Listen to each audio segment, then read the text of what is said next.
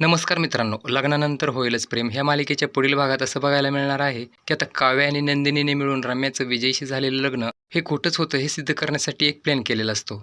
तेव्हा आता काव्या रम्याच्या डोक्याला मंडोळ्या बांधायला लागते. तेव्हा रम्या म्हणते की हे बघा तुम्ही दोघी पण असं कसं माझं तुम्ही जबरदस्तीने लग्न लावू शकता. तेव्हा काव्या म्हणते अग असं काय करतेस रम्या, अग आपल्या घराला तर वरदानच आहे ना की जबरदस्तीच्या लग्नाचं. तेव्हा लगेच नंदिनी पण रम्याला म्हणते रम्या तुला तर माहिती आहे ना आमचं सुद्धा पहिलं लग्न जबरदस्तीनेच लागलं होतं, पण मग नंतर आम्हाला कळलं की आमच्या हाती काय सोनं लागलंय ते.